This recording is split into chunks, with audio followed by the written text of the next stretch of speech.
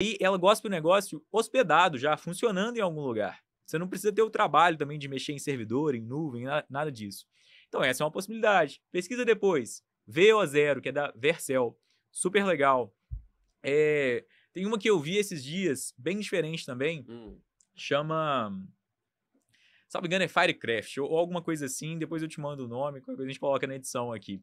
Mas basicamente ela é para fazer crawlers. O que é o crawler? Crawler é aquele robozinho que está puxando informação de algum site. Então essa ferramenta é especialista em fazer crawler. Eu quero que ela sempre pegue informações ali do site da incorporadora X ou da incorporadora Y. Pede para Firecraft, deve ser Firecrawler o nome, que ela vai produzir para vocês Você tá esses falando robozinhos. gerar dados de mercado, né, de acordo com o meu interesse. Exatamente, Eu quero exatamente. ver o metro quadrado de uma determinada área, ou de um lançamento, ou de as tendências de compra Exatamente. do cliente, número de pesquisas que Sim. estão O sendo ponto feitas. é, seja criativo. Encontre uma utilização, algo para sua finalidade. Existem N possibilidades e cada dia aparece mais coisa. Então, o bom corretor, aquele que está antenado, ele está pesquisando essas coisas, porque ele quer entender como é que essas coisas funcionam para ser mais eficiente. Ele não fica o dia inteiro ali reclamando que o cliente não responde ele no WhatsApp, porque ele está começando a ficar mais eficiente. Ele está mudando um pouco a dimensão do nosso trabalho. Você está falando em eficiência e buscar a eficiência com as parcerias, né? Exatamente. Nada melhor do que um gancho sensacional do Luiz Veloso para eu agradecer as nossas parceiras do Selfie com o Mercado. Muito obrigado, essa palavra sua foi muito boa. Eu queria agradecer profundamente que está sempre conectado, preocupado com o desenvolvimento e a evolução do nosso segmento. Eu queria deixar os meus sinceros algoritmos de gratidão para o Cicobi Imob, para a Autêntica Business, Jair Amintas, Net Imóveis, a Contimob, a Alpop e agora também a Safira Energia, patrocinadoras e apoiadoras aqui do conteúdo do Selfie com Mercado. Muito, muito obrigado mesmo por estar sempre conectado e levando a audiência do nosso segmento, profissionais e vozes como do Luiz Veloso, um especialista presente no episódio de hoje. E por falar em presença, o que você vê como a principal presença na IA? É a capacidade de informação, a velocidade, a assertividade, as opções. O que você acha de essencial nessa história toda? Esse é um ponto. O que você acha de essencial nos dados? Esse é um outro ponto. E o terceiro ponto, o que você acha de essencial nas pessoas? A pergunta que eu quero fazer para você é como harmonizar essa tríade de inteligência artificial com Big Data e a humanização de todos os processos. Perfeito. Bom, e respondendo a sua pergunta em um âmbito bem imobiliário, né? Basicamente é o seguinte: o que é mais importante? Informação de qualidade para ir a partir. Então, eu preciso ter as informações da minha empresa, a estrutura, os imóveis, muito bem estruturados e muito bem descritos. Então, se tiver uma informação errada ali, a IA vai falar errado. E ela não tem culpa, coitada, né? Ela vai buscar nessa Ela fonte. buscou numa fonte que está errada. Uhum. Então, sua base de informações, ela precisa estar bem estruturada. Então, o refinamento dos dados, antes de qualquer coisa, seria o primeiro passo. Das A alimentação informações. disso, né? Exatamente. Informações bem produzidas, bem completas. Se for falar de imóvel, que tenha tudo do imóvel ali, para ela entender esses aspectos. Ela sabe muito, mas ela também não faz mágica em todos os contextos.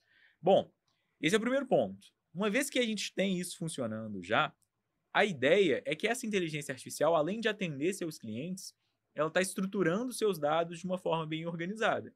Então, o próximo passo é vamos começar a usar isso. O que eu tenho de informação? O que eu sei? O que eu tenho de comportamento? O que eu tenho de dado do cliente? Porque antes eu geralmente tinha muito pouco. Agora a gente começa a ter muita informação. Vamos começar a usar esse negócio de um jeito mais eficiente? Esse é o segundo ponto. Então, entra ali no Big Data, né?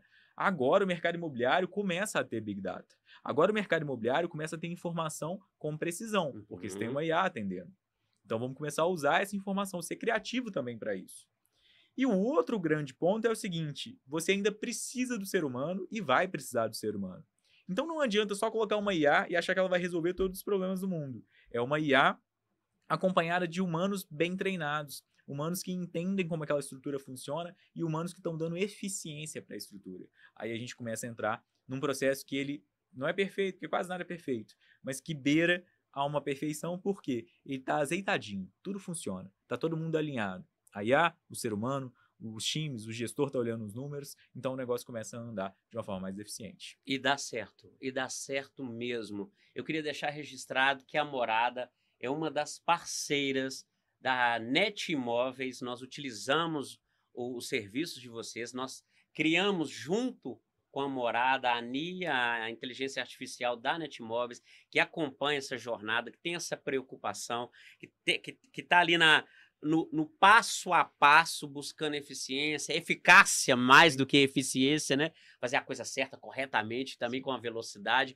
E isso tem feito uma grande diferença. Eu queria deixar um depoimento para as empresas que ainda não utilizaram no mercado imobiliário. E o custo, gente, é acessível. Né? E a democratização, ainda mais agora, né? Com essa abertura de mercado internacional, isso foi maravilhoso, né? Porque aí você vai ter mais opções também de utilização. Essa democratização da tecnologia é muito válida e necessária. Então fica a dica aí para quem não utiliza ou quem quer começar a utilizar, que estejam nesse lugar. Por quê? Por quê? Porque o seu cliente está. E é ali que você tem que ficar.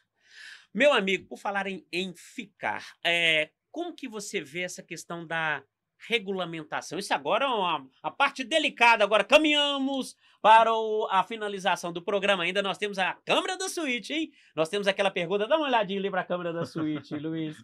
Aquela ali é a câmera da suíte do nosso convidado. Aquela pergunta íntima que vai lá, que trata o algoritmo da pessoa.